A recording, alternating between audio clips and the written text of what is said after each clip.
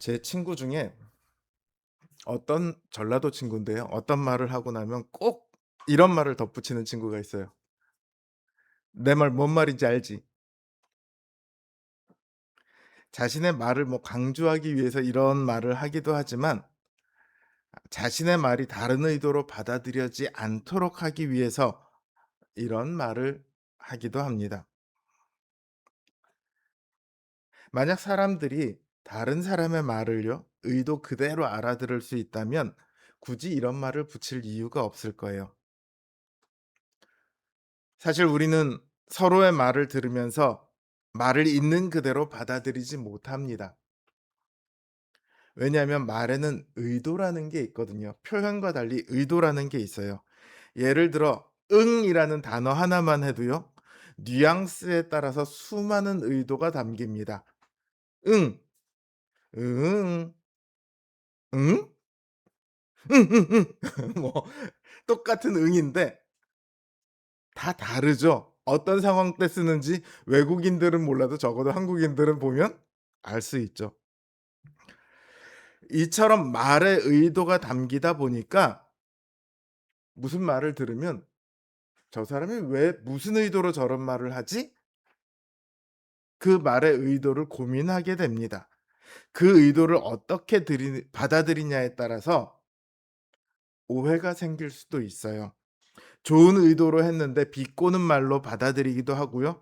그냥 아무 생각 없이 했는데 나를 좋아해서 그러나 그러고 막 마음이 설레기도 하고, 반대로 저 사람이 나를 미워해서 그러나 화가 나기도 합니다. 자, 이처럼 오해가 생기는 이유는요. 그 사람의 의도를 미루어 짐작만 할 뿐 알지 못하기 때문입니다. 이럴 때 제일 좋은 방법은 뭘까요? 서로 터놓고 말하는 게 제일 좋아요. 근데 그게 참 쉽지가 않습니다. 더더군다나 오해가 이미 생겼다면 터놓고 말하기가 참 어려워요. 어떤 오해는요. 10 년, 20 년, 30 년이 지나고 나서야 풀리는 그런 오해도 있습니다. 너 그때 그랬었잖아." "내가?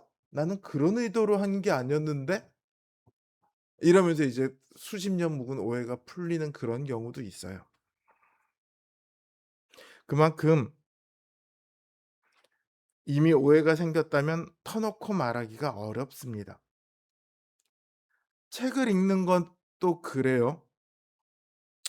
말은요. 말하는 사람이 근처에 있으면 그래도 어떻게 물어볼 수라도 있잖아요. 책은 그럴 수가 없어요. 그래서 더더욱 작가의 의도와 다른 결론을 독자들이 내릴 수 있습니다. 아주 잘 알려준 시 중에 로버트 프로스트라는 시인이 지은 가지 않은 길이라는 시가 있습니다. 1 년부터 4 연까지 있는데 제가 1 년과 4 연만 읽겠습니다. "노란 숲속에 길이 둘로 갈라져 있었다. 안타깝게도 두 길을 한꺼번에 갈 수 없는 한 사람의 여행자이기에 오랫동안 서 있었다. 한 길이 덤불 속으로 구부러지는 데까지, 눈 닿는 데까지 멀리 굽어 보면서." 그리고 4 절입니다. 사연입니다. "어디에선가 먼 훗날 나는 한숨 쉬며 이 이야기를 하고 있겠지. 숲속에 두 갈래 길이 있었다고. 그리고 나는 사람들이 덜 걸은 길을 택했다고. 그로 인해 모든 것이 달라졌다고." 굉장히 유명한 시입니다. 이 시를 두고 많은 사람들은 그 사연에 있는 "우리가 어떤 선택을 하느냐에 따라 삶이 달라진다. 가급적 남들이 가지 않은 길을 선택하라." 이런 시라고 이해를 했습니다. 그래서 광고에도 굉장히 많이 인용되었어요. 그런데 작가가 나중에 밝힌 거는 좀 달랐습니다. 이 로버트 프로스트라는 시인은 절친한 동료 시인 중에 에드워드 토마스라는 사람이 있었대요. 근데 이 사람은 뭔가를 선택하고 나면 항상 더 나은 거를 선택하지 못한 걸 후회하는 성격이었답니다. 우리도 그럴 때가 있고 주변에 또 그런 사람이 있죠. 그래서 프로스트는 이 시를 통해 우리가 어떤 길을 택하든 우리는 결국 하나의 선택밖에 할 수 없고, 그래서 나머지 한 길을 가지 않은 것을 후회하게 되어 있다며 어떤 선택을 하든 후회할 수밖에 없다. 그러면서 이 친구를 놀리기 위해서 이 시를 썼다. 그렇게 자기가 밝혔습니다. 그러니까 앞에 사람들은 남들이 가지 않은 길에 대해서 이 시를 의 내용을 받아들였는데, 정작 이 작가는 자신이 가지 않은 길에 대해서 얘기를 한 거였어요. 그러니까 특별한 선택을 하라는 내용이 아니라 "내가 선택한 길 그냥 잘 걸어가라. 후회가 있더라도 별 수 없다. 그냥 그렇게 살아라." 이런 내용이었어요. 이처럼 사람들은 책을 읽으면서요, 저자의 의도를 알지 못해요. 그러니까 추측할 수 있는 여러 가지 근거들을 찾아봅니다. 그 작가의 삶이 어땠는지, 환경이 어땠는지, 그 글을 쓸 당시에 어떤 사건이 있었는지, 누구의 영향을 받았는지, 뭐 이런 것들을 통해서 그 의도를 추리를 합니다. 그러나 그건 어디까지나 추리예요. 어떻게 해도 알 수 없습니다. 그러다 보니까 나중에는 어디까지 가냐면 '아, 작가의 의도가 뭐가 중요해. 그냥 읽는 사람이 거기서 뭘 받아들였느냐가 중요하지.' 이렇게까지 나아갑니다. 사람들은 성경을 읽을 때도요, 이런 방식을 사용합니다. 성경이 기록될 당시 이스라엘의 환경이 어땠는지, 무슨 사건이 있었는지, 이런 걸 통해서 의도를 찾으려고 합니다. 그러다가 성경은 말의 입에서 입을 통해서 구전되어 왔잖아요.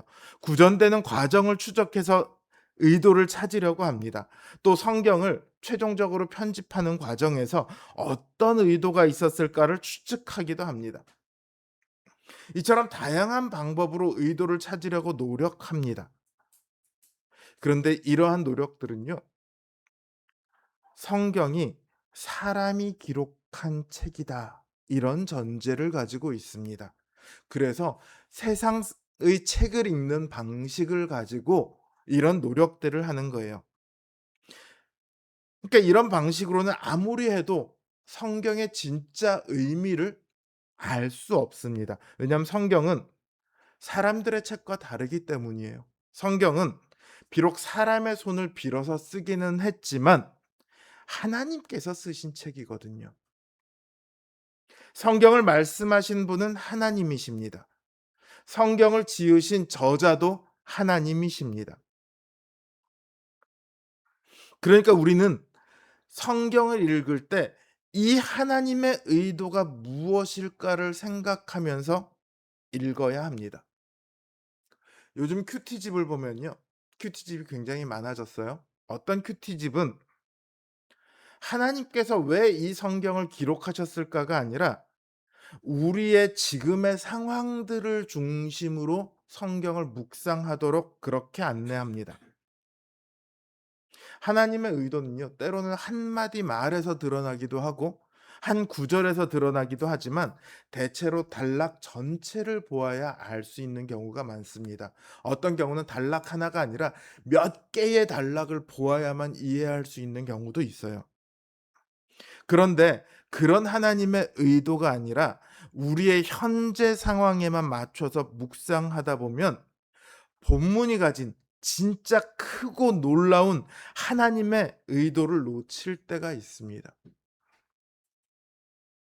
물론 우리의 현 상황을 중심으로 이 성경을 본다고 해서 은혜가 전혀 없거나 깨달음이 전혀 없다는 말은 아닙니다. 그 속에서도 우리가 분명히 어떤 은혜를 얻고 어떤 깨달음을 얻습니다. 그러나 그것은요, 진짜 성경이 말하고자 하는 하나님의 의도에 비하면 너무 작습니다.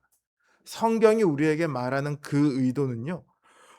훨씬 더 큰 깨달음과 훨씬 더 큰 은혜의 감동을 줍니다. 그러니까 하나님의 의도를 중심으로 성경을 읽고 묵상해야 합니다. 근데 여기서 질문이 하나 생길 수 있어요. 아까 앞에서 말은 그 의도를 알 수 없다고 했습니다. 책은 더더욱 알 수 없다고 했습니다. 그러면 우리는 과연 성경을 기록하신 하나님의 의도를 알 수 있을까요? 답은 예, 그렇습니다. 디모데후서 3장 16 절은 이렇게 말씀하고 있습니다. 모든 성경은 하나님의 감동으로 된 것으로 교훈과 책망과 바르게 함과 의로 교육하기에 유익하니. 성경은 하나님의 감동으로 기록되었습니다. 그래서 하나님의 의도에 따라 읽는 사람을 교훈하시고 책망하시고 바르게 하시고 의로 교육하십니다. 하나님의 의도를 벗어나지 않는다는 말이에요. 여기에 대해서 오늘 사도 바울은 이 내용을 아주 특별한 방식으로 설명을 합니다. 오늘 본문의 11절과 12절 말씀입니다. 우리 함께 읽어볼까요? 사람의 일을 사람의 속에 있는 영 외에 누가 알리오? 이와 같이 하나님의 일도 하나님의 영 외에는 아무도 알지 못하느니라. 우리가 세상의 영을 받지 아니하고 오직 하나님으로부터 온 영을 받았으니 이는 우리로 하여금 하나님께서 우리에게 주신 은혜로 주신 것들을 알게 하려 하심이라. 세상의 지혜로는 하나님의 말씀을 알 수 없습니다. 그런 지혜는 결코 하나님의 의도를 꿰뚫어 볼 수 없습니다. 제가 앞에서 일반 책을 읽듯이 성경을 읽는 분들이 있다고 그랬잖아요. 우리는 그걸 자유주의라고 이야기를 합니다. 성경에 있어서 신학에 있어서 자유주의자라고 말을 해요. 사람의 지혜로 성경을 읽으려고 노력하는 사람들입니다. 그러나 세상의 지혜는 하나님의 말씀을 결코 알 수 없습니다. 그런 지혜는 세상을 살아가는 데는 유용할 수 있습니다. 그러나 이 세상의 가장 근원적이고 가장 본질적인 영의 일에 대해서는 아무것도 제공할 수 없습니다. 말을 한 의도를 자기 자신만이 아는 것처럼 하나님의 의도 역시 하나님만이 아십니다. 그러니 하나님의 말씀에 대해 알기 위해서는 하나님의 마음을 아는 분의 증거를 들어야만 합니다. 애초에 성경은요, 사람으로서는 발견할 수 없고 인간의 생각으로는 이해할 수 없는 하나님의 지혜를 담고 있습니다. 인간을 초월한 하나님의 의도는요, 오직 하나님의 뜻을 아시는 성령님을 통해서만 우리에게 알려집니다. 그래서 사도 베드로가 뭐라고 얘기하냐면 성경의 모든 예언은 사사로이 풀 것이 아니다. 그러면서 사사로이 풀던 자들이 멸망에 이르렀다. 이렇게 말씀하세요. 그럼 어떻게 성경을 해석하라는 말일까요? 성경은 첫째로 성경으로 해석해야 합니다. 성경의 모든 내용은 하나예요. 통일적입니다. 구약, 신약 할 것 없이 어느 한 부분도 다른 이야기를 하고 있지 않습니다. 그래서 성경을 해석할 때는 전체 성경의 흐름 속에서 그리고 같은 의미와 내용을 다루고 있는 다른 본문들을 통해서 성경을 해석해야 합니다. 여기 나오는 이 내용이 내가 이게 이런 거구나라고 내가 아무리 깨달음을 얻고 거기서 은혜를 받았다고 할지라도 그 내가 깨달은 내용이 성경의 다른 본문들과 같지 않다면 그건 잘못된 깨달음입니다.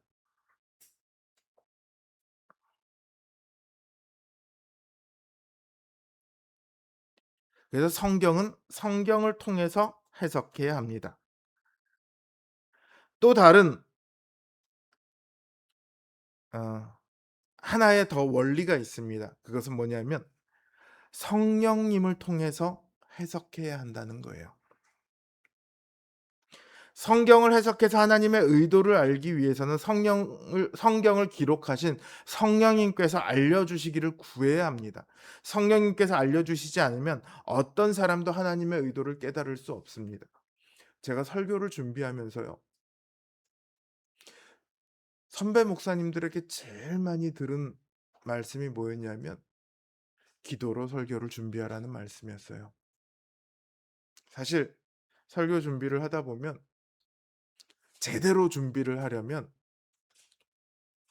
일 주일에 최소 500 페이지에서 800 페이지 이상의 책을 읽어야 합니다. 그걸로도 부족할 때가 있어요. 그 책을 읽고 그 책에서 나오는 내용을 깊이 생각하고 그걸 또 받아 옮기고 설교로 바꾸고 이러려면 마음이 굉장히 분주하거든요.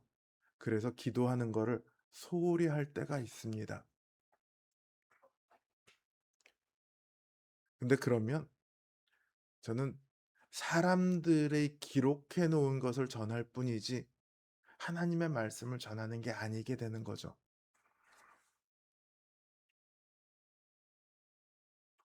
성령님께서 알려주시지 않으면 어떤 사람도 하나님의 의도를 깨달을 수 없습니다. 그러니까 전하는 저도 설교를 하기 전에 설교를 준비할 때 성령님께서 알려주시기를 기도해야 합니다. 그래야지 이 말씀이 나에게 은혜의 말씀이 될 수 있어요. 반대로 여러분들도 예배 자리에 나오는 여러분들도 성령님께서 이 하나님의 말씀을 알게 해 주시기를 기도해야 합니다. 설교자가 아무리 하나님의 말씀을 전한다 해도 듣는 분들이 성령님의 도우심을 입지 못하면 그 말씀은 그냥 허공 중에 흩어지는 말씀이 될 수밖에 없어요.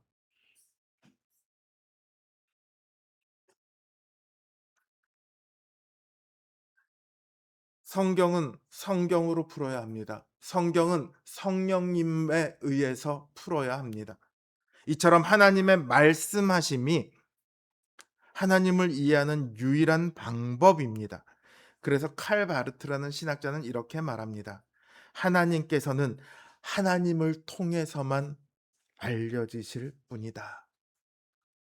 성령 하나님과 하나님의 말씀이신 예수 그리스도를 통해서만 우리에게 알려지십니다.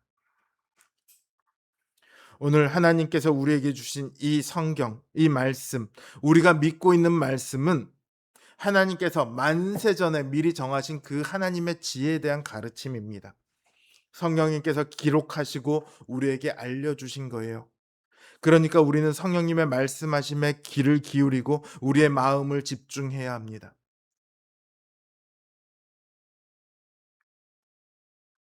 우리는 예수 그리스도의 죽으심과 복음의 선포를 통해 비로소 알려지게 된 이전에는 숨겨져 있던 비밀을 들었어요. 이 비밀스런 지혜는요. 하나님의 영광을 위한 것이기도 하지만 동시에 우리의 영광을 위한 것입니다. 이 지혜를 통해 우리는 하나님의 그 높은 곳까지 다다라 그리스도의 영광에 동참할 수 있습니다. 그러니 우리는 우리를 위한 이 하나님의 지혜의 말씀을 들어야 합니다. 그러나 자연적인 즉 성령의 도우심을 얻지 못한 사람의 마음은 복음을 거절합니다. 그들의 지혜로는 조금도 이해할 수 없기 때문입니다. 육에 속한 사람은요 결코 진리에 도달할 수 없어요. 아무리 성경을 읽어도 알 수가 없습니다. 마치 그 출구 없는 미로와 같아요. 그들에게는 찾을 수 없는 보물찾기를 하는 것과 같아요. 그러니까 성경에서 뭐만 뽑아낼 수 있어요? 교훈만 뽑아낼 뿐입니다. 성경은 예수 그리스도의 교훈을 우리에게 가르치는 책이다. 이렇게 말합니다. 너희도 예수 그리스도처럼 희생해라. 너희도 그 예수 그리스도처럼 헌신해라. 너희도 그 예수 그리스도처럼 섬기고 사랑해라. 그들에게는 교훈밖에 남지 않습니다. 아무리 들어도 이해할 수 없고 성경을 보아도 믿을 수 없습니다. 그러니 그들은 복음을 미련하다고 말합니다. 하지만 사실은 그들이야말로 미련하기 짝이 없습니다. 왜냐하면 복음이 그들의 눈에는 미련해 보이지만 사실은 하나님의 지혜이기 때문입니다. 바울이 인용한 말씀, 오늘 본문에 있는 그 말씀은 64장 4절의 말씀을 인용한 것인데, 보지도 못했고 듣지도 못했고 상상한 적도 없는 것이다. 이렇다면 과연 그것이 어디로부터 왔겠습니까? 인간은요, 자기가 알고 있는 것, 자기가 경험을 통해서 유추해낸 것, 자기가 상상할 수 있는 것만 만들 수 있습니다. 상상하지 못한 것은 만들 수 없습니다. 그런데 그들이 보지도 못했고 듣지도 못했고 상상하지도 못한 것이라면 그것은 당연히 인간으로부터 온 것이 아니겠죠. 우리가 성경을 통해서 알게 되는 미래의 복과 영광의 약속은요, 인간의 이해력이나 상상을 초월합니다. 그럼에도 불구하고 우리 신자들은 이걸 믿잖아요. 야, 넌 천국을 진짜 믿어? 안 믿는 사람들이 참 많이 하는 얘긴데. 근데 믿어지잖아요. 우리는 이해할 수 없는 것을 믿습니다. 상상할 수 없는 것을 소망합니다. 한 번도 보지 않은 것을 있다고 확신합니다.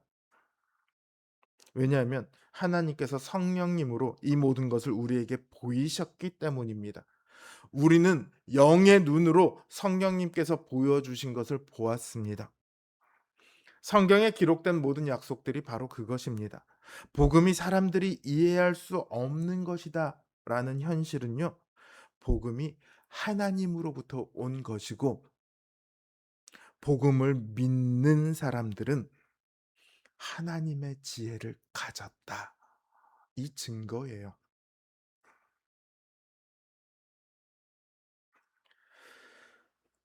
사도 바울은 우리에게 주어진 이 지혜를 두고 아주 놀라운 말씀을 합니다. 같이 읽어볼까요? 육에 속한 사람은 하나님의 성령의 일들을 받지 아니하나니 이는 그것들이 그에게는 어리석게 보임이요 또 그는 그것들을 알 수도 없나니 그러한 일은 영적으로 분별되기 때문이라. 신령한 자는 모든 것을 판단하나 자기는 아무에게도 판단을 받지 아니하느니라. 사람들은 복음을 미련하다고 말합니다. 심지어 고린도 교인들조차도요, 복음을 미련하다고 생각했어요. 그래서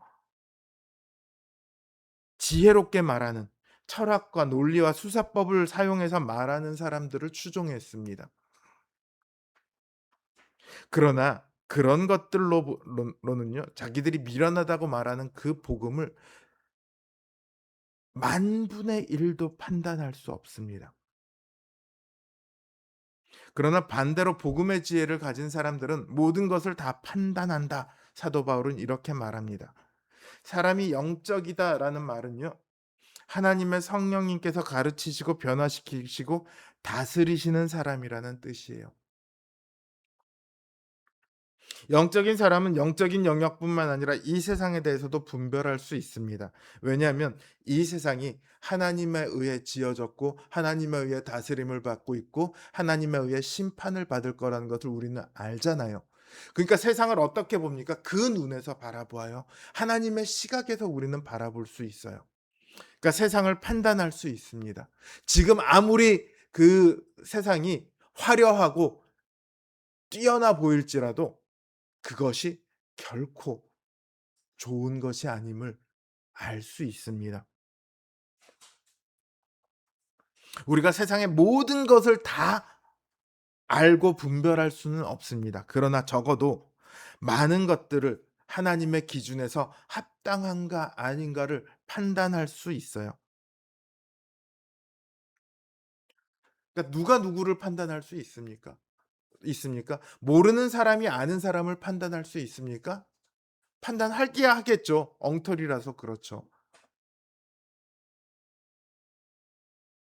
세상은 자꾸 우리 복음을 가진 교회를 판단하려고 합니다.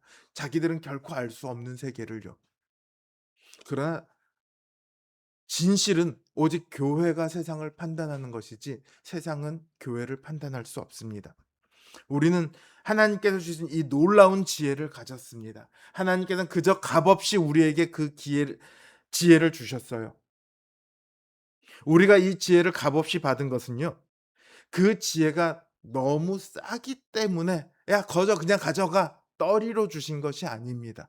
너무 비싸서 아무도 살 수 없기 때문에 성자 하나님께서 대신 그 값을 치르고 우리에게 그 지혜를 갖도록 하셨습니다. 그 지혜를 우리가 얻었습니다.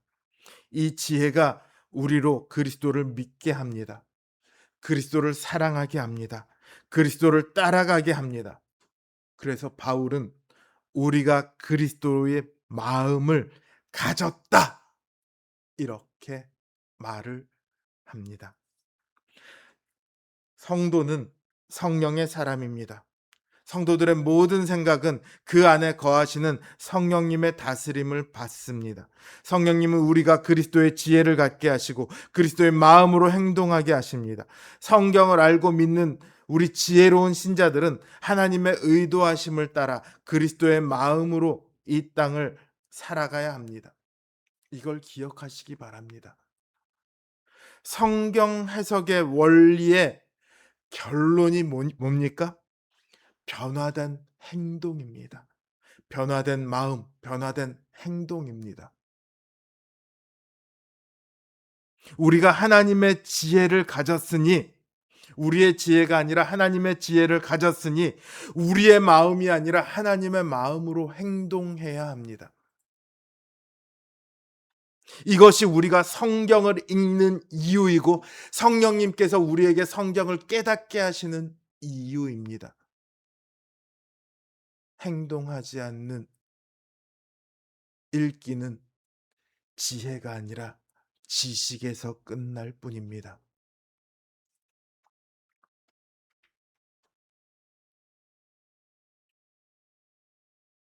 성경 해석의 원리가 결론이 행동의 변화에서 끝난다는 것. 이것이 이 시대를 살아가는 특히나 교회가 교회다운 모습을 보이지 못하는 이 시대를 살아가는 우리가 정말로 기억해야 할 부분입니다.